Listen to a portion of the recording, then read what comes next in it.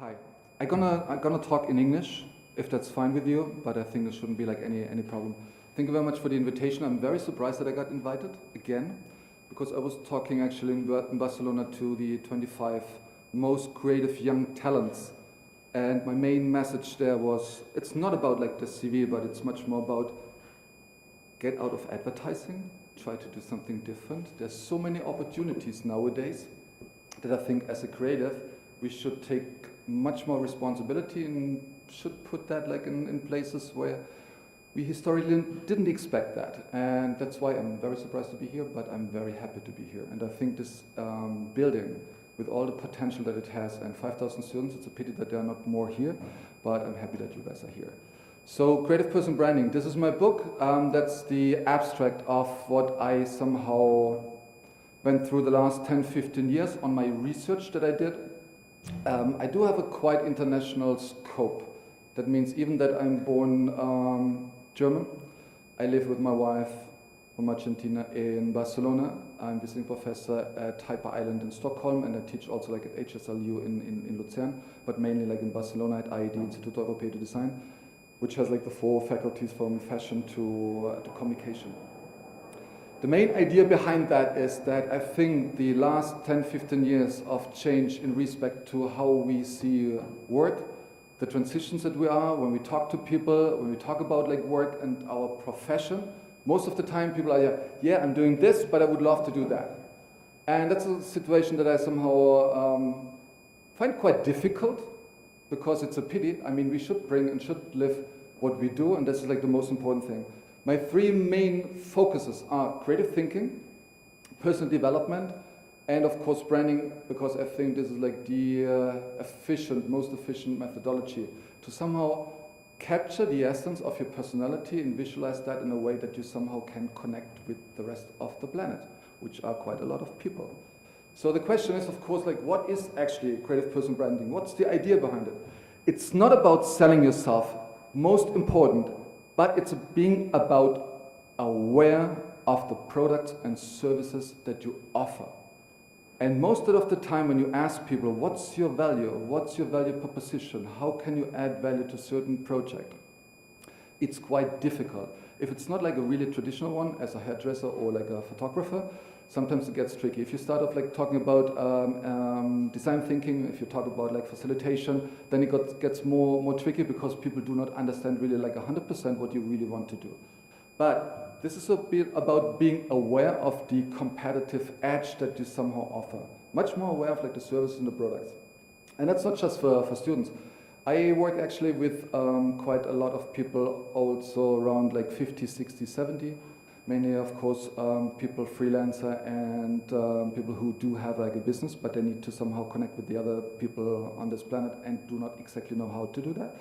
And maybe like just a quick note on competitive edge. Maybe it's a bit more about collaborative edge, and it's about like the idea how you can connect to collaborate with other people. But the question is like really, how can you deliver value? And this is about like professional thinking about like any career transition that we do. And I'm sure only here in this room we are going to have a couple of people who are thinking at the moment, I'm doing this, but I would love to do something completely different. The thing is like, how do you do that? It's normally like a journey. It's about like 3 main questions. Where do I go next? Why do I do that? Because that's like the motivation that we have. And the third one, every single day gets more important. And this is like, with whom are we doing that? There's one book out there, it's like called Great People Decisions, which talks about the importance in your career on selecting the right people to support your path, which is quite difficult. I think like all of us did a couple of mistakes in the past, and it's very difficult to really like challenge those people and find those people who are supporting you on the way. But this is part of the professional journey. To somehow start off this whole journey, what I do for the last 10 years, I travel around the world. I talk to people, those ones, maybe you know like a couple of them, even though they're not that famous, but John Hopkins wrote about the creative economy. I'm not talking about like the creative industries, I think like the creative economy is more important. John Hopkins helped London to structure the creative industries cluster within the city in the end of the 90s. To structure and try to find new places and new jobs, and I think he did like a complete turnover in what London stands for today. Konstantin Kritschik is one of the most intellectual industrial designers that I personally know. Worked with Jasper Morrison, who has like the exhibition there. I talked to a Buddhist monk who left with Dalai Lama India and thought about like the process of like the internal journey that we all have in our professional life. Recruiters from Rita Sue Siegel in New York to the president of Domus Academy in Milano. Firin Adria, the chef, the most creative one, like 5 years in El Bulli, to talk about like the creative process that happens here, and many more people like neuroscience in Buenos Aires. I went to Africa to see how people somehow educate and live there and work with like refugees. So that's the idea behind to capture all that, to come up with like a methodology which is quite simple, a 6-step process, but I think very efficient. Over the last 10 years, I worked with more than 4,000 people in more than 90 countries. I love to be in international environments because that's the most attractive thing. Combine knowledge and imagination. Not only like imagination, not only knowledge, which sounds that easy, but it's not. If you think, and this is like something that, if you see the process, of course, I would love to do like a workshop with you guys and work really like hands-on and see like the result out of it, because that's when learning starts off getting interesting. High relationship, high learning. Low relationship, low learning. Today I'm here and I just need to talk and you need to listen, but of course there are like any possibilities. But if you want to understand like the methodology and you want to start off with a couple of like thoughts, then the first one, reflect, because reflect and reframe refers to your mental model. That means like the model that you have based on your experience and your former experience that you made, and that limits sometimes really our view on the future. First question, if you talk about like reflection, what are like the 3 most relevant trends that are going to affect your professional life in the next 3 to 5 years? You probably need to think about that. It would be good if you could do that like in groups and to exchange thoughts on that. The second one, reframe. What are like the 3 most important skills that you should, new skills? Skills that you don't have at the moment, but because of the transition and the way how work nowadays and project management works, you need and you should acquire. 3 skills that you should acquire.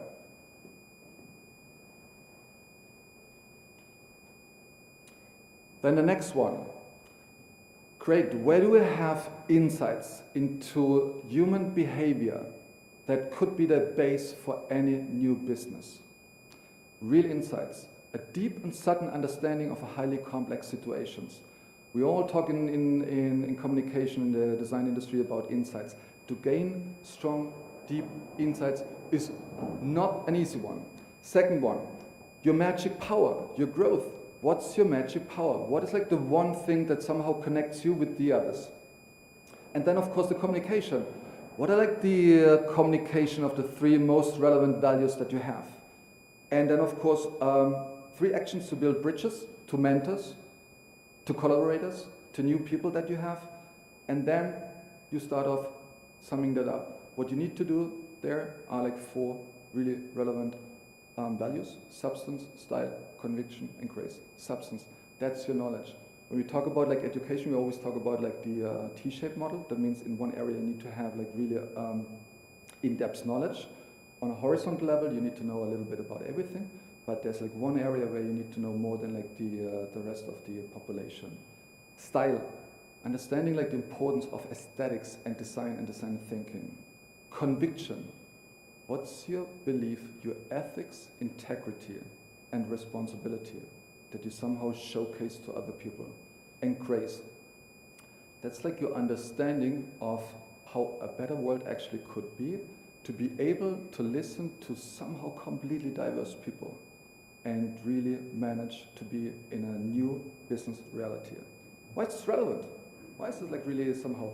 Who of you read Liquid Times from Zygmunt Bauman? The way that we go over the last 2 decades from a really solid situation to a very liquid environment. I am absolutely aware that we are here like in one of the most developed countries and most sophisticated market on the planet. as I work a lot also like in Spain and Latin America and other countries, of course there are like a lot of differences. And I see a lot of people, they are really struggling to do their next step, and they need some more input to understand that, because the pressure of the individual is increasingly high. And for sure, because of the transformation of the economy, that gets even more and more intense in the next couple of years. We talk about like the changes and like the way how we need to adapt, and we need to adapt everything. We need to adapt all kinds of industry. We need to adapt education. We need to adapt finance. We need to adapt banking. We need to adapt energy. We need to adapt every single industry. And most of them, they exist for the last 100 years. They haven't been rethought. But this is what we need to do. And in consequence, of course, like the individual, the professional needs to adapt to that as well. And as Darwin said, it's not the most intelligent one. It's like the one who's like really flexible and has like an understanding of how to adapt to that new reality. Coming back to the first two steps in my methodology, which is talking about like the mental models. Here, Peter Senge, he gives a quick explanation of what it is. It's really about like your internal images based on your experience that you have, that sometimes when you talk about a new idea, if you talk about like a new vision to other people, and they're somehow completely limited because they say, hey, it will not work out. Why? Because the mental model is so strong that it's very difficult to convince them. But the first step is to understand your own mental model. Based on what? On your cultural background, on your family background, on your education, the way how you think and talk. That's important. To give like a bigger concept and an understanding of where I want to go and to head are like three dates that I want to somehow combine. 1873, 1930 and 2008. Three tremendous depressions. Maybe you don't feel it that much here, but believe me, the rest of the world feels it pretty strong. What happened in 1873? It was like first like the depression that they call like somehow like the long one. No, first they called it like the big one, then they called it like the long one. Then they needed to differentiate it like to the 1929 and like the Black Friday when the stock market crashed. In 2008, we haven't found any name yet, but believe me, we're going to find one because the transformation that we're going to go through in the next 2 decades is very comparable. All three depressions needed 2 to 3 decades to recover fully. The most creative and inventive decades ever in their century. If you think about like 1873 and all the new ideas that came up, starting off like with the car, starting off with like linotype, starting off with like the LP, all that stuff was done. Actually, if you talk about like education, MIT and most universities, they already like started off at that time. 1930, people, they lost so much of their wealth that in the next 2 decades afterwards, Monopoly was the game number 1 at home because they didn't know exactly what to do. But when they started off thinking about that, they had a couple of good ideas to how they could optimize actually their household. So if you think about like the toaster, if you think about like the fridge, if you think about like a lot of other products in the household, they were like invented at that time. From 2008 on, I'm pretty sure when you see like the amount of startups, if you see like the amount of new services that are developed, they're all linked to somehow like the situation that we found in 2008 and the necessity of people to invent a different lifestyle. So we love to blame globalization on that. By the way, you don't have to take over my opinion. And of course I'm provoking a little bit. But it's important that you somehow get out and have a couple of questions that you answer on your own in your own reality. That's really important. So most people, they blame globalization for the last 2 or 3 decades. But if you see like the numbers, WTO, that's the World Trade Organization. How many members do we have in the World Trade Organization? Around about like 162 at the moment. Less than we have countries actually. But if you see that in the 50s, the international trade, we talk about like the GDP that is done from one country to the other, was by 5.5. So that means like one country doing business with another country was at 5.5. In 2014, it was like 27.5. So it's not even like 30%. It's not even like a third of really like the whole that we could do, the whole market size. And the market is growing. Then you have an idea what's happening in the next 1 or 2 or 3 decades. If we think that we are affected by globalization, let's wait what's happening in the next 2 decades and how we're going to connect with the rest of the world. FIFA, everyone knows that, of course. 204 national teams tried to get into like the last World Cup. How many countries do we have on this planet? More or less. Do you know that? Officially, there are like 2 numbers, 192 and 195, because the Vatican and San Marino, they're not officially recognized. How can it be that we have more national teams trying to get into like the World Cup than we have countries? Because they know exactly, they need the awareness, they need the attention to increase their reputation and then be much better positioned in the global market.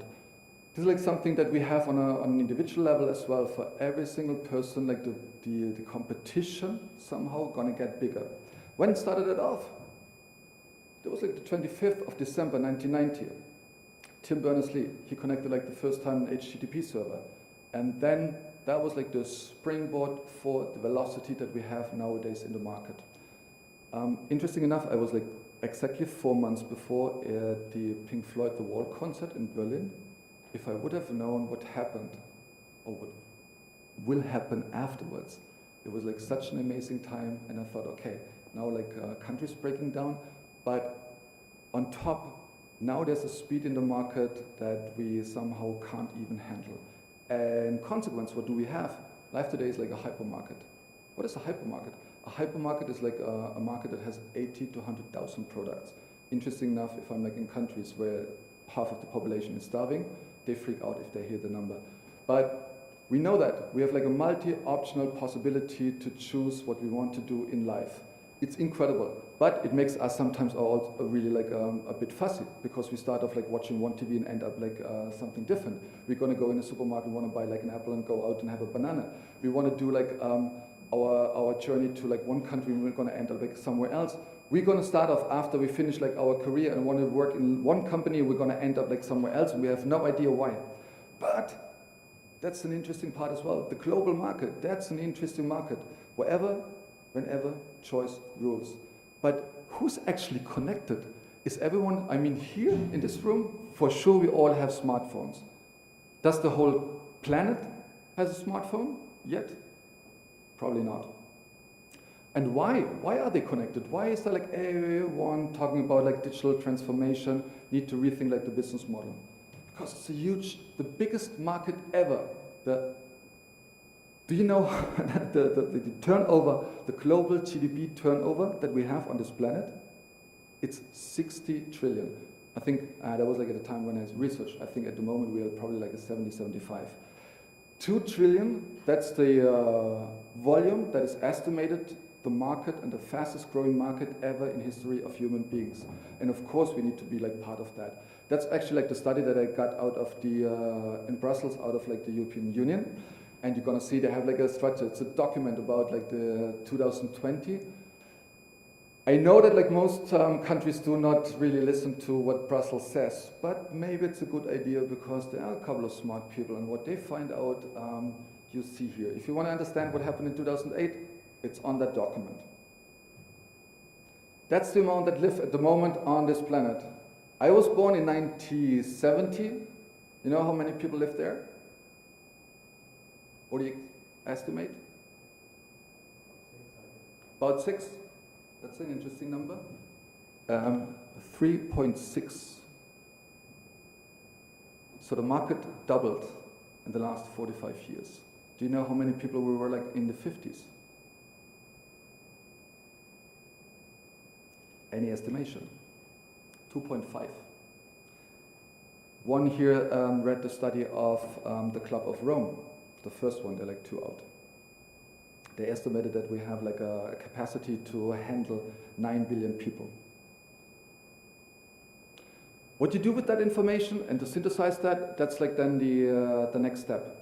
But it's important that we are aware and have like this bigger picture before we start off like seeing our individual situation. How many of you think Or what do you think, how many people are really like of the 7.2 billion people are online and do have like the possibility to access the biggest market ever in history? What do you think? 5.8? That's the number. 3. But it's growing. And I don't see it like as competition. I see it as a possibility to collaborate with a lot of people that was like historically not possible.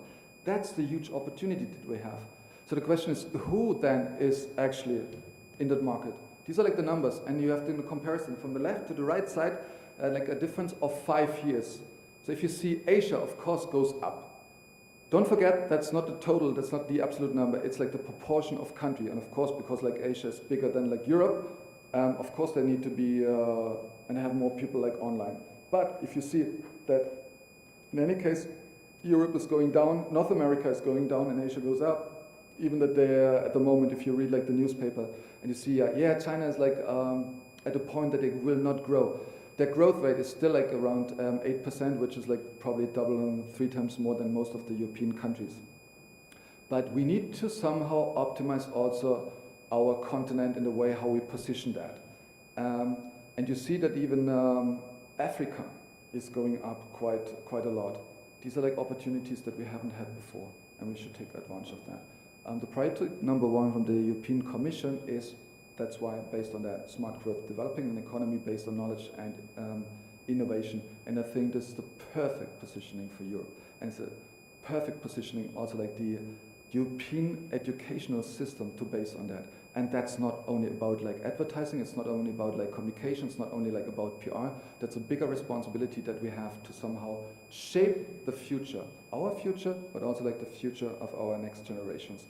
And yes, of course, we are in a creative economy. And that's the new global reality. And the Pac-Man eats the manufacturer. And it's true. How many businesses have you seen over the last couple of years dying? How many of like really beautiful old traditional businesses are gone because they were not capable to somehow do and adapt that step to a new business reality? And that's a shame. We need to take care. We need to also like question, and this is like the only thing that I want to do today. I want to provoke you to ask yourself like your own reality, like the things that you see, the things that you read, and get that and connect that, synthesize that, and make sense out of it. The Bureau of Labor Statistics in the US, it's like the institution that has the official number. They estimated like 5 years ago and said, yeah, we're going to create 14.6 million new jobs. And that's true. But if you go through like the documentation, you're going to find out that you're going to lose at the same time 14.6 million jobs. These are like manufactured jobs, and what we have now, they're like service jobs. Temporal jobs that are not long-term. And that you need to have clear as well. That will happen like in most, even like for photographers, because I just see you. But how has it changed over the last couple of years, being like a photographer, to like the situation that you find yourself in nowadays? Where like most people, even that of course high quality will always be a point to differentiate. But it's very difficult because they have like much more competition. In all disciplines we have that. And if we try to apply like the same, if you're around like 30, 40, and we try to apply like the same methods, the same knowledge that we acquired 10, 15, 20 years ago, we are in trouble. And we need to rethink this, what's my next step?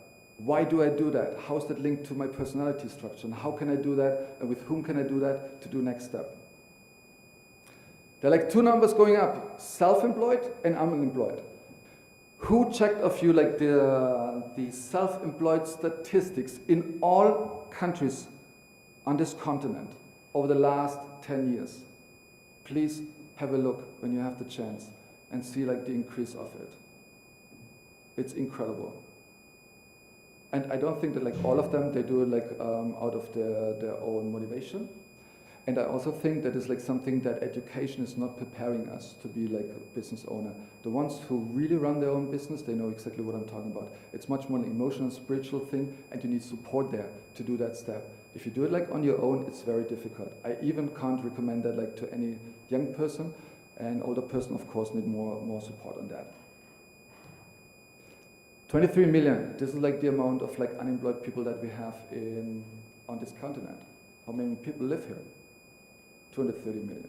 So that's a 10%. And that's probably like the average that we have. That's the size of Shanghai that is sitting around at the moment and doesn't know what to do. And even if you have a job, even if you're like working in advertising or the communication industry, think about those people, because this is like what we need to do. We need to take over responsibility also for other people who can't actually get out there. There was like the number 20% that I read like 7-8 years ago. The New York Times talking about like the unemployment rate in the country where I live, and that's Spain. And it was like the estimation. And I said, we're going to crash to 25%, even knowing that this could be like a risk of somehow like a civil war. Thanks God we are so social that this didn't happen, even that we reached like 27.3%. That's a third of the active population sitting at home because they went out of their job. If you go to the youth, that was the number like 3-4 years ago, 42.9. Do you know like the number that we have at the moment? 52. That's a lot. That's half of like the youth sitting at home and they don't find a job, and they need to really rethink like what they're going to do in the future. That's why a lot of people, maybe not you, but out there are a lot of people, and I see that like in different countries. They feel that they're somehow like in a global Olympics. They are really competing with all these people. But I don't see it as a competition. I see it as the biggest opportunity that we have. When you are prepared, when you have the skills, when you have the languages, when you can connect with other people in other countries, then it's a huge opportunity that we're going to go through. And the concept of the baby boomers to slave, save, and retire is not a feasible strategy anymore. It needs to be rethought. I went to actually like Brussels and talked to Jan Figal. He was like the former European Commissioner of Education and Work, to ask, young man, is there like any idea what we're going to do with Europe and where we're going to go? They know it. They know that they need to focus on that. They give also like recommendations. Lifelong learning is really like a concept. We increased life expectation 15 years in the last 2 decades. That's a long time. And on the other side, sometimes like in a couple of countries, we talk about like reducing the age where we're going to retire. That is not a feasible strategy. It's also like when people ask, shall I do after my BA straight away a master? It doesn't make sense. Split that. With the knowledge that you acquire at the moment, you're going to work with that like 3 to 5 years, and then you need to do something different. What is like, do you remember the skills that I asked you when I talked about like my methodology and the reframe part of it? What are like the new 3 skills that you're going to acquire in the next 1 or 2 years that somehow help you to do like the next step? That's the question. Sector-specific skills and self-skills. Horizontal and vertical. They give a recommendation, and I think, of course, communication, mother language, and a foreign language, that's like the new reality. But digital competence, who feels like really prepared for the digital transformation here? Question. Who's like somehow that says, okay, I understand everything? Not all of us, probably. Including myself, huh? These are like things that we somehow need to acquire. We need to prepare that. And of course, there's more pressure on us. Learning to learn. Who knows exactly how he learns best? Because learning is a part. Everything that we do, it's not feasible anymore that you study something for 4 years and then you're going to work like for the next 30, 40 years. Not feasible. It doesn't work anymore. And that's also like the big difference between the baby boomers and like the generation millennium. That's why they're sometimes like somehow lost, because they tried to find like the sense where like the baby boomers were much more focused like on money. But we need to somehow, because the objective hasn't changed. And this is about diversity, excitement, opportunity, personal growth, and satisfaction. I actually would propose one thing. We should like somehow rebrand the word work. And if you have like any proposal to do that, because like the association that we have, or most people, with the word work is somehow negative, it's not really like 100% fulfilling, even though we should have this one, the excitement about it, then I would be happy to receive that. I talked to Jordi Labanda. Later on we're going to have Javier here. He is also like an illustrator. If you see this guy, and he did like the illustration for wallpaper, worked with Tyler Poulet for many, many years. He's super productive. I visited him in his little atelier studio in Barcelona. That guy is obsessed. He loves it. day and night, but he's so productive, even that it's like just a one-man show. But this is like what the whole thing is all about. It's not about happiness. I live in Barcelona. I buy a bottle of wine, I go to the beach, and I'm super happy. The question is about excitement. What drives us and makes us really like excited about the things that we are doing? This is like the thing that we need. This is like how you connect. And you know that if you go like into a hotel, if you go into a restaurant, if you talk to your client, if you talk to your group members, there are people, they are not really 100% convinced of what they are doing, and then it's really tricky to connect with them. And there are others, and you listen that already when they talk about their profession, and they're super convinced. And that's an interesting part. This is what we need. And then motivation, efficiency, and productivity would be like the logical consequence out of that. And the most important thing is like your strategy, your professional strategy springs out of your personality. It comes from there. The next one is like a person that I interviewed, really tough one in New York, Rita Sue-Siegel. She was the one who somehow, when Lander branding agency started off getting more people into the company, she helped them out. She did like the first talks about design in Japan in the 60s. She started off putting like the first designers in companies as whirlpools. That was like brand new in the 60s, 70s, didn't exist before. And she had like a nice phrase to somehow sum it up. It's, if you got a big ego and you have no discipline and you're not focused and you do not practice and you don't have a good personality and you're not polite to people, you're going to get nowhere. And it's really like that. I mean, this is like something that we should print out like in the entrance of the university, just to make like also students a bit more aware, because sometimes it's like really a tricky situation with the values that we have in the different generations, and not everyone can do every job. It's impossible. Even though my personal opinion about it is like people are not good or bad, but they are sometimes ending up like in jobs that are not responding to their personality structure. And this is like what we need to do. Where do you fit and feel best and are most productive? And you can question each of you yourself. Where do you feel most comfortable? When I started off like the whole research, there was like in the Financial Times one article, a study that found out that only 9% of all European people, professionals, do have a job that is in line with the personality structure. Holy shit. What is like the other 91% doing? And you wonder why you have like sometimes like someone working with you and say, hey, what the heck are you doing? Because they don't feel comfortable with what they're doing. And maybe it's not their job, but maybe someone should have helped them to find where they're really like best. And I think like for managers, CEOs, that's the key job as well, to detect talent, to find them, and then put them like in the place where you're best. And having a vision is like having a dream. The perfect job doesn't exist, but you work towards this. And then somehow step by step you're going to get, and even like, as an entrepreneur, the moment that you have an idea, the moment that you have a vision, then it starts off getting interesting. And the vision is reinventing work and life.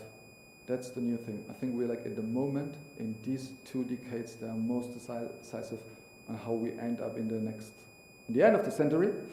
So that's a responsibility that we all have. The creative economy needs creative leadership. People with substance, style, conviction, and grace, and expertise to increase efficiency, the understanding of power of design, ethics, integrity, and beliefs. What are like the 4, 5 most important values that each of you have, and they are decisive on how you take decisions in working with other people, in working for yourself, in developing like your future. And the ability, and that's grace, to listen and talk to diverse people in a diverse business reality. What is really important to you? Your values define your modus operandi. Your values are key. Given, chosen, core. I don't know if you went to any leadership training, but what I would do with you is really like a social identity, to understand like the given aspect of your personality, what was given by birth, that was based on like the culture that you have, the languages, the name, all these things that you haven't had like any possibility to take a decision. It was given. That's the aspect, that's the foundation. This is actually what we see from the outside. Hey, this guy is tall, this girl is blonde, and we judge people based on that. But the more important part, the more interesting part is like the chosen aspect of the personality. What are like the decisions? And if I ask you, what was like the first decision that you've taken in your life that made you the person that you are nowadays. This is somehow something that I would be interested in, because this is like a possibility to connect with you. And then in the core, what are like the values? And this is like something, the 4 or 5 key values that you have that make you somehow you. And how can you visualize that? I was like 2 years ago with CCL in Africa, in Ethiopia, and working there with like an interdisciplinary team in a refugee camp, and tried to give them like some leadership tools to help them to organize for people who had to organize like 30,000 people, refugees. How do you do that? Very tricky. And on the way there, like in nowhere, on the street, on the soil, we found like this little piece of paper. And it was like from a school book for kids. Very strange. And what's on that? Like these 2 circles. And this is actually like something that you should do like in companies or leadership training. And they had it like as an exercise for little kids. What are like the values that you learned at home? The family values. What are like the values that you got transmitted in school? Where's the intersection? What's the difference? Shouldn't we sometimes ask, hey, what is like our value? Am I in line with the values of like my country? Am I in line with the values of my company? Am I in line with the values of like my surrounding? That's a decisive one, because like the decision that we take with the people that support our growth are quite important. Maslow, everyone I know who's happy is working well at something they consider important. Are we considering important the things that we do in daily life? As I said before, I'm not convinced about like the concept of happiness. I'm much more about like the concept of excitement. But it's also very important, and I told you in the beginning, I find it important to try to work with as many people as possible on this planet and help them to support their growth.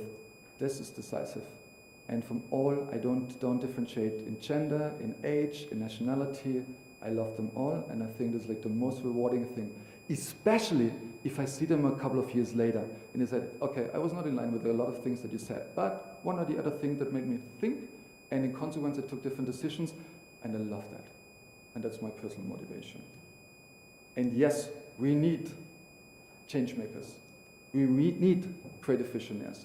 But please, not only like in the advertising industry, we have so many highly gifted people working in advertising. Creatives that have the capacity, intellectual and emotional, to do things that are stunningly. But why the heck are they only in communication and in advertising? There's so many things, so many problems, so many things to do. And I really try to transmit that. Nowadays, in these decades, there are possibilities to work in companies that wouldn't have been thinkable of 2 decades before to work there, but now we have. And there are other possibilities and opportunities. And creative thinking is a killer application. And that's the difference to critical thinking. Even though I'm like a big fan of the 3 Gs, the 3 Greeks, like Socrates, Aristoteles, and Platon. I love it. But I think to only always question everything and be really critical instead of like building up and work on a creative thinking way, that's something that we need to combine. And then we see like that our quality of our creative thinking will positively influence the quality of our life and also of the life like of the people around us. And yes, most creative things in life are not logical. Have you ever tried to convince someone only like on a rational level? Actually, we know that, and it was like the neuroscience said, that the part in your brain where decision making finds place has no language. Sometimes you listen to someone and all the arguments are very convincing, and something says, no, it doesn't feel good. That's the moment where you're not capable, your brain is not capable to express why, but you feel that. And that's one of the things that we need to take into consideration. There's like a story out of the tie. The French invented that. It's been said, the tie. And it's also said that like the English used that to somehow do business and separate the head from the heart. So they take decisions just based on the head and somehow exclude heart. Is that the reason why we don't have like not even one person here without a tie? Is it the reason why like most creatives do not wear ties, I don't know, but I love the story. Toshikin Yoshioka, he's one of the my favorite industrial designers. He was like the assistant of Issei Miyake. I went to his house in Tokyo, in Japan, and he always talks about like designing emotions, trying to create stuff that touches a feeling of people. And in his work, he always talks about this one, trying to understand the essence of what we are doing. Beautiful. If you see his crystal tea house, a tea house out of crystal, out of glass, a transparent one, beautiful. The work that he did for Hermes, beautiful. If you had the chance like to go in the last couple of years to El Salone in Milano, to the furniture fair, you see his work and his chairs and stuff. Look at that, it's like from a different planet. Lovely. Designing emotions based on understanding the essence of the material that he works with. Any consequence, we need a new hybrid creative leadership mindset. That's a challenge for all of us. These are like the new requirements. Instead of authority, we need inspiration. Instead of hierarchy, we actually need collaboration. And instead of delegation, we need participation. The old traditional model doesn't work. Have you been to El Bulli, the restaurant, 5 years in a row, like the most creative one in Rossos, in Costa Brava? It's closed now, because they turned it now into like a foundation. But it was only open for 6 months per year. And there are like 42 people's working. And Ferin Adria, the chef, told me, half of them could easily open their own business and have like at least like 1 Michelin star, at least. But they don't do it because they know exactly that they're working on something more important. And they can't do it on their own. Wow, I love that. And if you see like how he does the things there you start off. When you have the best team, everything is much easier. But that's a question, especially for in the creative world, a question of ego. And then we come to the leadership. First you need to learn to lead yourself, then you can be lead others, and then the third level, you can be led by others. And that constellation worked out. In the first 6 months of the year, they tested 6,000 recipes to bring it down like to a menu with just a couple of things on it. 6,000. And they had like a laboratory to test all that. All 42 people working on that. Beautiful. A different way of doing business, but it worked out. And yes, diversity is the mother of creativity. It's definitely, if you worked, and normally I work in workshop with like 10 to 15, 20 nationalities in the room, if you leave them, it's chaos because of language, and communication is really like a big problem. But if you facilitate and help them to understand each other and connect to each other, it's the most beautiful thing that I can imagine. And sorry, it's not always like that people understand and accept that, but I see diversity really as like a huge opportunity, and I believe multicultural societies are the answer and not a problem.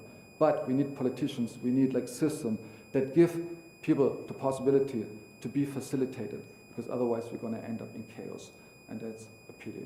And believe me, I live in Catalonia, in Spain, I know what I'm talking about. And creativity needs to be like created 3 times. First in your head, then on paper, and then in reality. Most people, and I would say not even 1% of all ideas are somehow really implemented, because they start from like the head to paper, prototyping. And on an individual level, but also on an organizational level, research is the transformation of money into knowledge. And innovation is the transformation of knowledge into money. Most people, most companies should invest definitely much more. And manage uncertainty. There was yesterday, like in the Swiss World presentation, there was like a nice conclusions in the end, how they had to manage the uncertainty, how to go with prototypes to the client. And when the client is asking, hey, how are you doing? How is like the situation? So we don't know. We don't know what the end result gonna be, but we're working towards it, and we test it, and it's really true. In any case, the communication of your identity is the key driver. And the biggest opportunities and the biggest problem, you know that communication can be so easy, but it can be very, very complicated. What's the essence of your personality? How do you break that down? Because everything that you choose nowadays is branded. Why is it branded? Why is branding so important? Because it is the best methodology to really differentiate one product to the other, one service to the other. But it's very difficult for us to somehow visualize that on our own and to connect with other people. That's why you need definitely support and help and collaborators who help you on that. Because that's the simple basic reality of any business. People hire people because they know them, they like them, and they trust them. So how make you other people trust you when you're not there? That's the challenge. And of course, branding gains a completely new dimension. We have this opportunity to connect with a lot of new markets and a lot of new opportunities. But it's not an easy one, and it's not done like in 1 hour, it's not done like in 1 week or 2 weeks. Normally, to acquire, first of all, to gain like the insights, it's a process that I work with people, and it takes like around about 3 months. So you have like really, based on your mental model, a couple of insights that shift your perspective in a different way, that reframes you. Based on that, you're gonna acquire new skills. That's a question of like 1 to 2 years.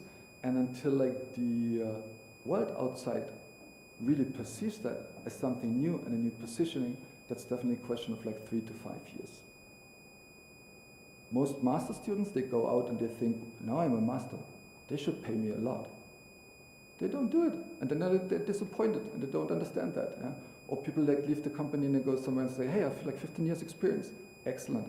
If you have like experience with the waterfall project management system and you're not into Scrum and you don't understand like the iterative process of really like something new that you develop, you're out of the market. So make sure that you adapt yourself to that, and that takes a while. So what is creative person branding? It's a beautiful journey from uncertainty to new vision. This is like we try to develop like new change makers, people that have like a completely different impact. It's for students, it's for entrepreneurs, it's for freelancers, it's like for business owner, and it's like the space that you somehow define to develop and spend time on your personal growth. It's not about selling yourself, but it's about really being aware of like the competitive or collaborative edge that you have, that you offer, that gives you the possibility to connect with other people on a deeper level, a deeper relationship, where you create trust and you're gonna get like really new things. One of the statements that I really love is, without integrity, motivation is extremely dangerous. Without motivation, capacity is impotent. Without capacity, the understanding is limited.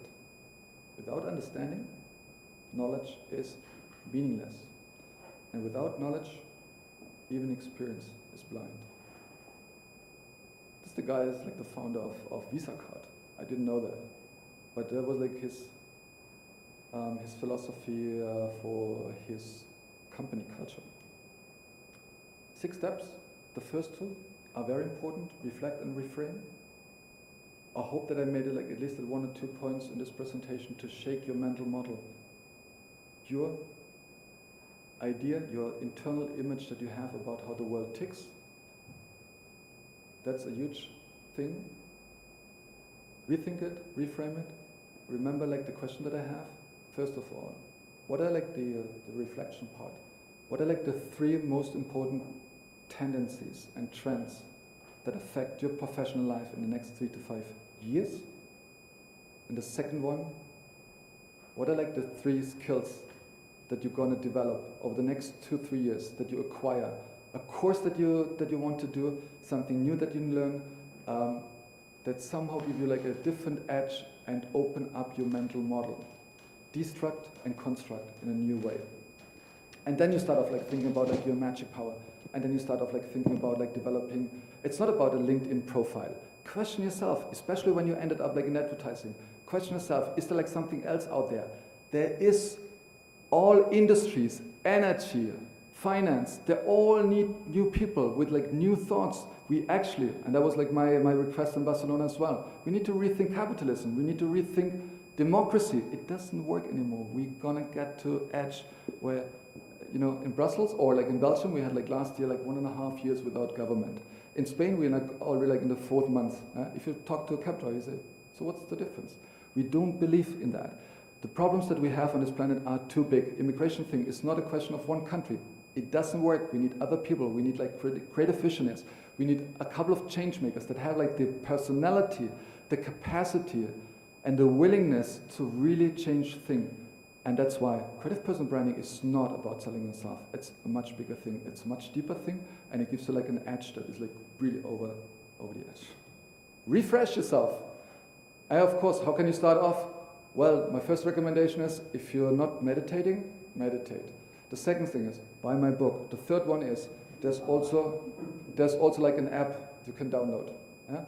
Full of questions, it guides you through, very simple, but everything new starts with questions. So if you need questions, and of course, if you have like any question to me afterwards, yeah, or you want to work at one moment, I would be happy to somehow show you how that works in teams or with teams, in universities, in companies, in social institutions. That's my mission. This is like why I love my job and the things that I do, and I'm super excited about that. And my philosophy is like, opportunity favors the prepared mind. Prepare yourself, you're gonna get like these opportunities. There are loads of opportunities out. This is why I want to make up like this bigger picture and to zoom out and then later to zoom in. Someday is today. If you have an idea for business, if you have like something that really inspires you, that makes you excited, start now. Don't wait any second. And above all, enjoy. And the two most important and powerful words on this planet is, thank you very much. Pleasure. Thank you, Jürgen.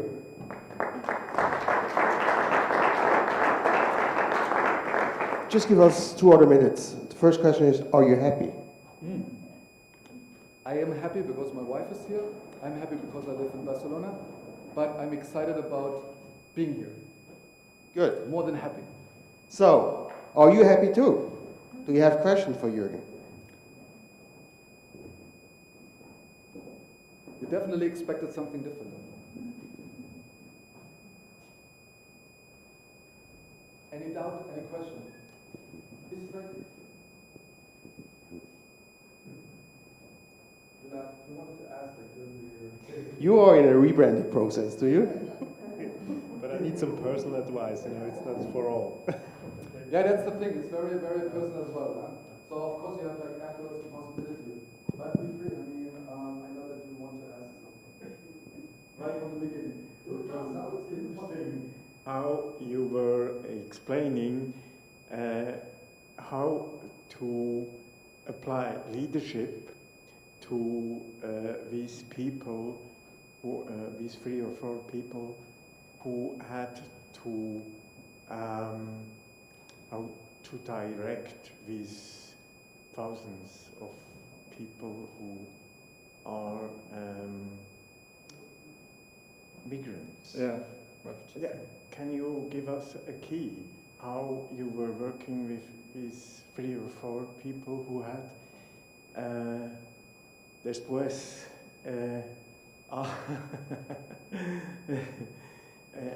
who had to work to implement something that in the moment can really help these people?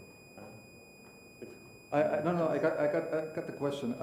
The thing is, like, it was much more about like increasing like the self-awareness of these people, to being aware of like who they are and what's like the thing that they somehow connect with them. There's a lot about like empowerment as well. So how can like a white American enter then a group of women that they need to somehow lead and help to support them? On what base? Is it because he's American and white and they're like women and they're black? I think from the outside, there was like the given aspect, it's very difficult. But because that person loves his wife and is like in people development, that was like the moment how to connect with them. And when you start off like telling this story in the beginning, hey, I'm American, I'm white, but my main motivation is this one. This is my why, this is why I'm here, this is why I want you to help. Then you start off like establishing trust, at least like the base for it. Because then you clarify like the expectations. And everything in life is about expectation. The biggest problem is like unstated expectations.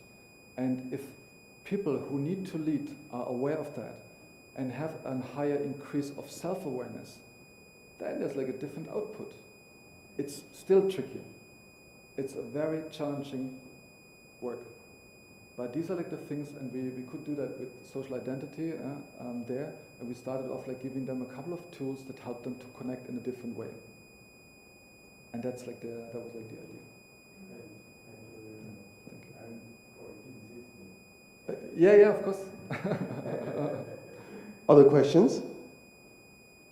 Do I need to insist more? Do you feel more comfortable to ask me in German? Yes? Why is meditation so important? That's a very good question. Because you probably like feel more self-aware as well. Because you create the space for yourself and your thoughts. And you're not only influenced by like all the thoughts that are somehow popping up every single moment. You gain a bit more distance. And just by having this routine, it helps you to feel more comfortable with yourself. And in the end, it's like also something that people feel. That's why. Are you doing it? Well, I'm not really sure if I meditate or pray or take time for me, so it's always difficult to identify this concept of meditating. Maybe like the most important thing is that you take time for yourself. Yeah. The space to create, the space to somehow relax and do this next step. But you do it normally on your own. But what I also ask you is like to somehow find other people, your collaborators, sometimes mentors, who support your transition and your development. And that's very important. Because like historically the self-development process was defined by the first 20, 25 years of your life, because you were like packed with information that someone thought universities is relevant. And then they said, okay, now go out and live the next 40, 50 years. And I think the biggest change is that we need more of this on the way, in little packages. Meditation can be one thing, self-education is another thing, learning to learn is another thing. Because learning is beautiful. People hate studying, but they love learning. You hate to study, but you love learning. Did I answer you? Yeah. Any other question? Okay, you're going to ask me like afterwards. Okay. Thank you very much. Have a nice day and enjoy Javier.